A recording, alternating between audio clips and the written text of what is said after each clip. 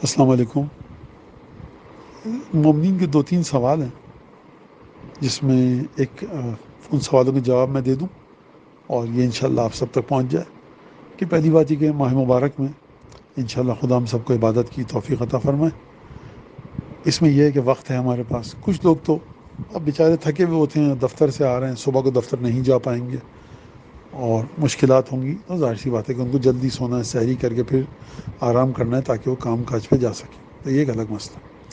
لیکن اگر انسان ماہ مبارک رمضان کی راتوں میں جاگنا چاہتا ہے، عام مہینوں کی راتوں کی نسبت ذرا زیادہ، فرض کیجئے فجر کی اذان سے 1.5 گھنٹے پہلے اٹھنا چاہتا ہے، یا 1 گھنٹے پہلے کہ آدھا گھنٹے نماز تہجد وغیرہ پڑھنا چاہے، کوئی خدا توفیق دے اس کو، کوئی دعائیں وغیرہ پڑھنا چاہے تو وہ آدھے گھنٹے میں وہ سب کر لے اور آدھا گھنٹہ سحری کے لیے کر لے۔ تو بہرحال رات کو اگر وقت ہے تو ہم کیا کریں، مومنین کا ایک سوال ہے۔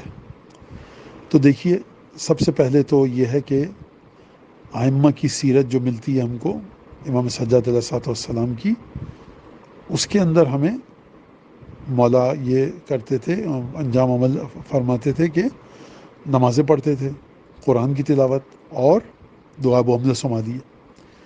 اب مومنین کی ایک طاقت ہے، ظاہر سی بات ہے، ائمہ نے ڈھیروں اور دسیوں مختلف کام انجام فرمائے ہیں کہ جو ائمہ کی اپنی شان کے مطابق تھے۔ مومنین اس میں سے کسی بھی چیز کو چن لیں تو وہ تاسی اور پیروی ائمہ کی ہو گئی، ٹھیک ہے۔ لیکن جو مومنین کی واجب ذمہ داریاں ہیں، اگر اس کو ادا کرتے ہوئے مومنین دوہرا ثواب لے لیں، یعنی راتوں کی عبادت کا ثواب بھی مل جائے اور کوئی واجب بھی ادا ہو جائے، تو یہ بہترین چیز ہے۔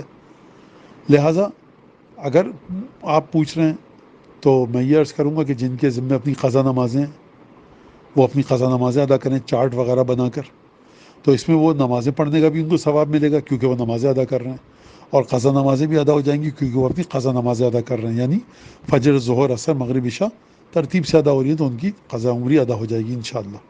ایک چیز، اب قضا عمری اگر نماز پڑھتے پڑھتے تھک جائے، ہمت نہیں ہو رہی نماز پڑھنے کی، تو نماز شب کرسی پر بیٹھ کے پڑھی جا سکتی ہے، صوفے پہ بیٹھ کے پڑھی جا سکتی ہے، ٹھیک ہے، یہ ایک چیز ہو گئی۔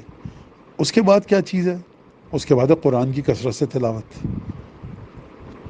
اور اگر قرآن کی تلاوت کرنے کی ہمت نہیں ہے دیکھ کے، تو انسان خدا اللہ انزلنا جو قرآن یاد ہے وہ پڑھتا رہے، تو یہ بھی قرآن کی تلاوت کا ثواب ملے گا۔ ایک انسان چاہ رہا ہے نہیں مجھے دعا ابو عبد سماجی پڑھنی ہے، بہت اچھی بات ہے، امام سے منسوب ہے، دعا افتتاح پڑھنی ہے، بہت اچھی بات ہے، وہ یہ کام کر سکتا ہے۔ لیکن اگر پرائرٹی لسٹ میں آپ پوچھیں تو جو مراجع کے فتوے کے مطابق، اور پھر سیرت ائمہ میں بھی اس فتوے کے شواہد ہم کو ملتے ہیں، بہت سی چیزیں ہیں کہ ہم نکال نہیں سکتے سیرت ائمہ میں، وہ چیزیں جو مرجع نکال دیتا ہے، لیکن یہ وہ فتویٰ ہے کہ جو ہم کو سیرت ائمہ میں، تاریخ ائمہ میں بڑی آسانی سے مل جاتا ہے۔ وہ کیا؟ نمازیں پڑھتے تھے ائمہ اور قرآن کی تلاوت، تو یہ دو کام ہیں جو اہم ترین ہیں۔ اپنی قضا نمازیں ادا کریں جن کی ہیں، اور پھر تھک جائیں قرآن کی تلاوت، اور پھر اس کے بھی تھک جائیں، دیکھ کے نہیں پڑھ سکتے تو بیٹھے بیٹھے جو قرآن یاد ہے، جتنا یاد ہے وہ پڑھتے رہیں، اور اس کا ثواب ملے گا۔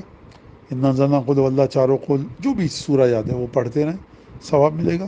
اور اگر وہ بھی نہیں کر رہے، نہیں دل چارہ کرنے کا، استغفار، صلوات، یہ سب چیزیں ہیں، ٹھیک ہے۔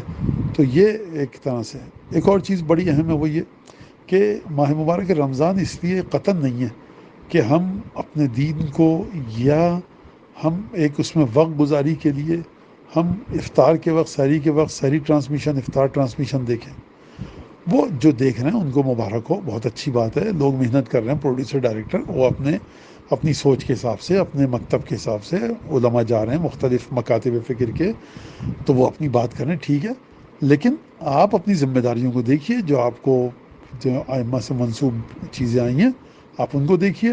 ماہ مبارک میں افطار کا وقت دعا کی قبولیت کا وقت ہے، دعائیں آئی ہیں اس کو پڑھیں، ان دعاؤں کو پڑھیں ہم۔ سحری کے وقت دعائیں آئی ہیں، سحری ٹرانسمیشن اور افطار ٹرانسمیشن سے ہمارے ائمہ کے مستحبات کا اور مکروہات کا کوئی تعلق نہیں ہے۔